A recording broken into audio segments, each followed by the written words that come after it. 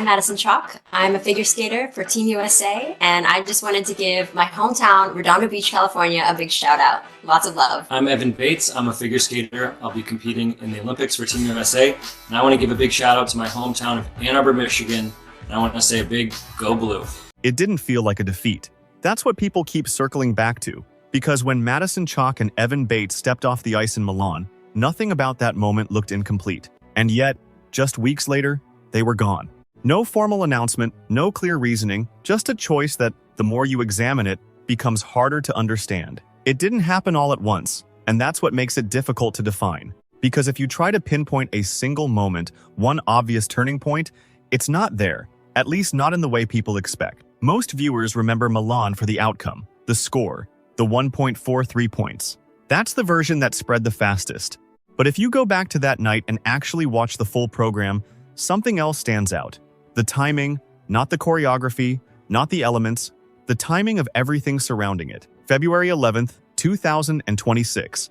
Mediolanum Forum, final group. By that point, the atmosphere wasn't just intense, it felt settled, like the result had already been building for a long time. And Madison Chock and Evan Bates stepped into that moment carrying something most teams never reach. Not pressure, familiarity, 15 years together, same partner, same path through injuries, coaching changes, entire Olympic cycles. You don't see that kind of continuity in this sport anymore. And when a team stays together that long, something shifts. You stop skating to prove something, you skate because you already know. If you watch their free dance closely, and I mean really watch it, there's a moment in the middle section just after the step sequence where everything locks in. No adjustment, no visible correction, just flow. That's usually where mistakes happen. Transitions, direction changes, tiny timing errors. Nothing happened there. It was clean. And more than that, it felt controlled in a way that's hard to explain unless you've watched these programs for years. Officially, the numbers backed that up. 134.6, 7 inches, the free dance. Season best, no major deductions, high levels across the board. On paper, everything aligned, and still they didn't win outright. That's not unusual. Close finishes happen all the time in ice dance. Sometimes it comes down to fractions, sometimes even less. But this one didn't settle the same way. Because when the detailed scores came out later, people started noticing patterns, not obvious at first. You had to look at the judging panel. 5 judges had them in first place. 5. That's not speculation, it's in the sheet. And yet, the final result still leaned the other way. If you follow judged sports, you already know there are explanations, weighting, components, technical layers most people don't consider. The system allows variation. That's the official explanation. But sometimes the explanation and the feeling don't match, and this was one of those moments. Because one score in particular didn't align with the rest. It stood out, not slightly, but enough to shift the overall balance.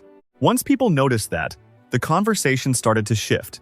Not dramatically, not instantly, just quietly. Discussions in comment sections, analysts pointing things out without fully committing to a conclusion. Even the athletes themselves didn't push back. That part matters.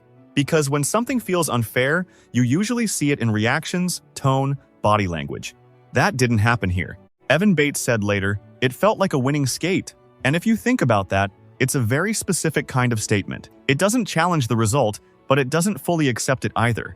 It just exists. Now, this is where things begin to move away from the result and into something deeper.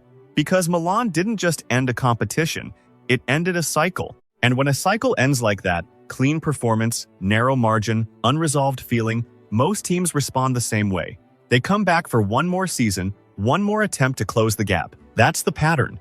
That's what everyone expected. But a few weeks later, that's not what happened. And that's where this stops being about a score and starts becoming about a decision. At first, people treated it like a normal withdrawal. That's usually how these things go. A team steps away after the Olympics. The explanation is simple: fatigue, recovery, reset. It happens every cycle. And on the surface, that's exactly what this looked like. Madison Chock and Evan Bates were not on the entry list for Worlds in Prague. No announcement, no dramatic headline, just absence. If you weren't paying attention, you could have missed it. But when a team like that disappears quietly, it doesn't stay quiet for long. Because this wasn't just any team. They had been there for over a decade. Every major competition, every season that mattered. So when their names didn't appear, it didn't feel like scheduling. It felt intentional. Officially, the explanation didn't go much further. A short statement, controlled tone. Our season feels complete. That was the phrase. Not paused, not interrupted, complete. And words like that don't just appear by accident. Athletes at that level understand exactly how those phrases will be interpreted, even when they don't say everything directly, because sometimes what isn't said carries more weight. And if you listen closely to that word complete, it doesn't leave much space for continuation. It doesn't sound like we'll be back. It sounds like something has settled. Now, this is where the story starts to shift. Up until this point, everything could still be explained through sport, performance, score, recovery. But there's another layer here that doesn't fit neatly into competition logic. They weren't just partners, they were married. June 2024. Hawaii, a small ceremony, close circle. Not something built for headlines, but something meaningful in a different way. And when you think about it, that changes everything. Because now it's no longer just about results. It's about shared decisions, shared limits, shared timing. For 15 years, they moved in sync on the ice. But off the ice, that alignment becomes something deeper. That's usually the point where careers begin to shift. Not when athletes can't continue, but when they start asking a different question. Not what can we still win, but what are we still chasing? And if you go back to Milan with that in mind, certain moments feel different. There's a look they share at the end of the program. Not celebration, not relief, something quieter, recognition, like they both understood something at the same time without needing to say it. Officially, nothing confirms anything. They didn't announce retirement, they didn't close the door publicly. And that matters, because it keeps everything technically open. But if you've followed sports long enough, you know endings don't always come with a statement. Sometimes they show up in tone, in timing, in what doesn't happen next. Because if this were only about the result in Milan, the expected move would be obvious. Come back one more season and fix it. That's what most teams do. But that's not what they did. And when athletes break a pattern that consistent, it usually means something changed before the decision, not after. That's why this feels less like a reaction and more like something they already knew was coming. Not because they had to stop, but because for the first time in a long time, they didn't feel the need to continue. At first, the reaction was quiet. That's something people often overlook. When something truly unexpected happens in sports, it rarely explodes right away. It builds slowly. A comment here, a question there. And with Chock and Bates, that's exactly how it unfolded. Because technically, there was nothing dramatic to react to. No injury report, no controversy statement, no emotional farewell, just absence. And absence is harder to process than bad news. If a team loses badly, people understand it. If they retire, people accept it. But when they simply step away, especially at that level, right after a performance like Milan, it leaves a gap. And people don't like gaps. They start filling them. If you look at the timing, this didn't happen in isolation. The weeks after the Olympics are always unstable. Media attention is still high. Narratives are still forming. Analysts are still revisiting performances, breaking down scores, looking for patterns. And this time, that process didn't land cleanly. Because every time Milan came up again, the same detail resurfaced, 1.43. A small number, but the way people talked about it, it didn't stay small. Clips of the performance started circulating again. Slow-motion breakdowns, side-by-side comparisons, not aggressively, not like a scandal, more like people trying to understand something that didn't fully resolve. And if you spent time in those discussions, you probably noticed the tone. It wasn't outrage, it was hesitation. Statements like, "Something feels off," or "I can't explain it." That kind of language matters, because it shows people aren't reacting emotionally, they're trying to make sense of something that doesn't fully align. And in sports like this, where outcomes depend on interpretation as much as execution, those moments tend to linger longer. At the same time, something else was happening quietly. Their presence started to shift, not disappear completely, just change. Interviews felt different, less urgency, less forward-looking language. Usually after a close loss, athletes talk about what's next. We'll come back, we'll build on this. That tone wasn't really there. Instead, what you heard was reflection. And reflection usually comes at the end of something, not the middle. There's a difference between talking about what's next and talking about what already happened. And they were leaning toward the second. None of this confirms anything on its own. That's important. There's no official moment where they say it's over. But if you've followed enough careers, you start to recognize patterns. Not from announcements, but from shifts. Small ones, the kind most people miss. And when those shifts start to align, timing, tone, absence, they begin to form something more complete. even if no one says it out loud. Meanwhile, the sport itself was moving forward. New teams stepping in, new dynamics forming, the natural reset that happens when a dominant presence is suddenly gone.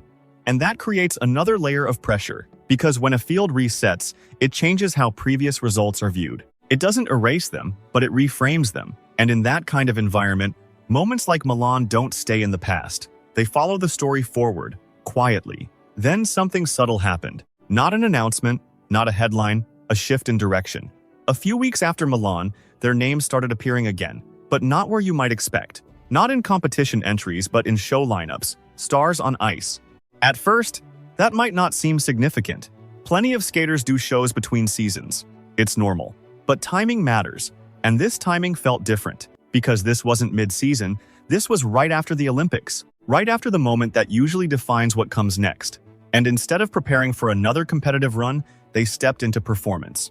On the surface, it might look similar. Same ice, same audience, same names. But it's a different world. Competition is pressure. Shows are expression. In competition, everything is measured, scored, compared. In shows, nothing is taken from you, you simply perform. And if you think about where they were mentally after Milan, that transition starts to make sense. Because when something ends in a way that doesn't feel fully resolved, some athletes chase closure, others step away from the system that created the tension. And this didn't feel like chasing, it felt like release. If you watch them in that setting, the energy isn't gone. If anything, it's lighter, less restricted. There's still precision, of course, but the intention feels different. Like they're no longer trying to prove anything. And that's a very specific shift. Because elite athletes spend most of their careers trying to justify their place through scores, rankings, titles. But once that pressure disappears, what remains is usually the purest version of what they actually enjoy. And watching them now, it doesn't look like a team that's unfinished. It looks like a team that has already made peace with something. Again, nothing official confirms that. No retirement statement, no final press conference. And maybe that's intentional, because closing a chapter publicly turns it into a fixed ending. Leaving it open keeps the story alive. It allows interpretation. And in a way, that reflects who they've always been. They were never just about results. They built their identity around storytelling, emotion, connection. So it's almost fitting that even their potential ending doesn't come with a clear line. It comes with a feeling. Longevity changes perspective. Evan Bates competed in 5 Olympic Games. That's not normal.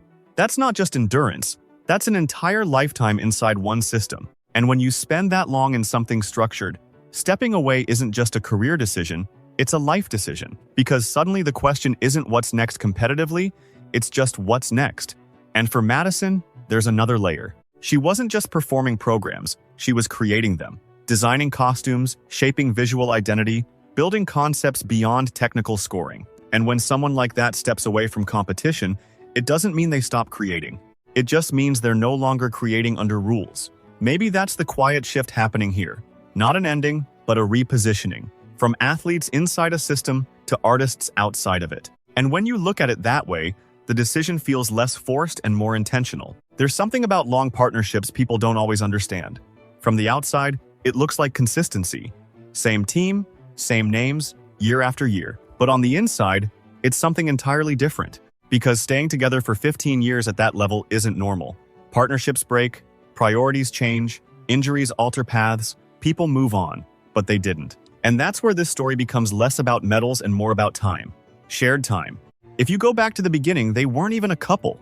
Just 2 skaters trying to rebuild after previous partnerships ended. Different backgrounds, different personalities. Madison, creative, expressive, leaning into artistry.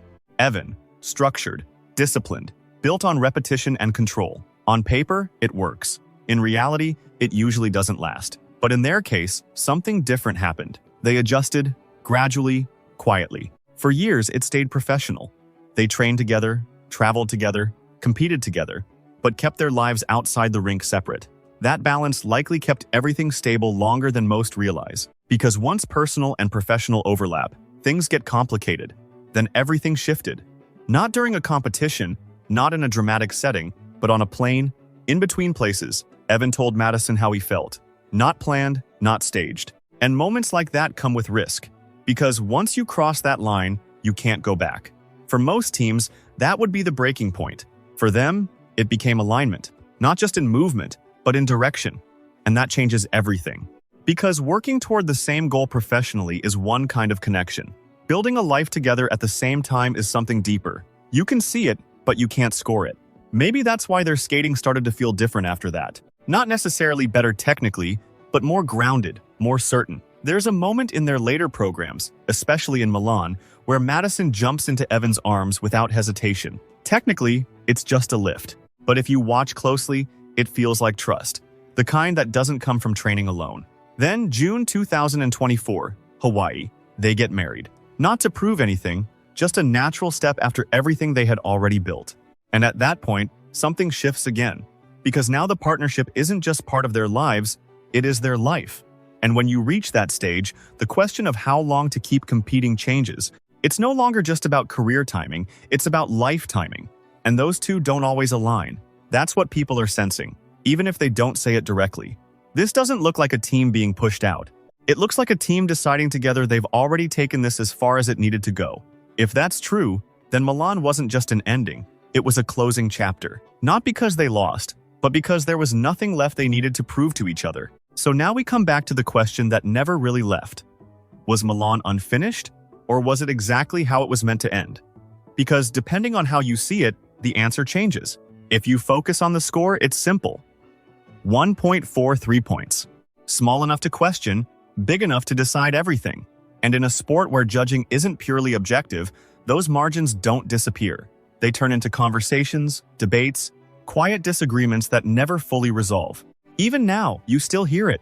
Was that really the right result? The truth is, there's no final answer. There never will be. But if you step away from the score and look at everything around it, the ending feels different. Not incomplete, just not defined by the result. They had already achieved what most teams never do. 15 years together, multiple world titles, 5 Olympic cycles for Evan, a partnership that survived injuries, setbacks, and pressure that usually breaks people apart. And more than that, they stayed. That's the part you won't find in statistics. They stayed when it would have been easier to walk away. They stayed when results didn't meet expectations. They stayed through phases where they weren't winning at all. When you build something over that kind of time, the final result doesn't carry the same weight. It just doesn't. That doesn't mean the loss didn't matter. Of course it did. But sometimes the meaning of a moment isn't in what you lost.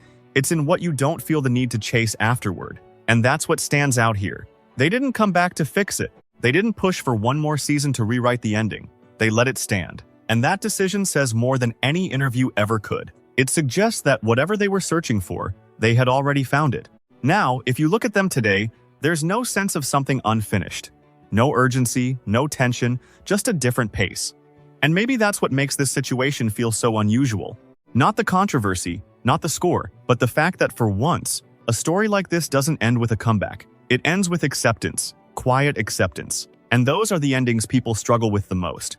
Because they don't give you a clear answer. They leave you with a choice. To see it as something taken from them, or something they were ready to leave behind. So let me ask you this. Do you think they should have come back for one more season, or do you think they ended it at exactly the right moment? Because depending on how you see it, this isn't just about skating anymore. It's about knowing when to stop.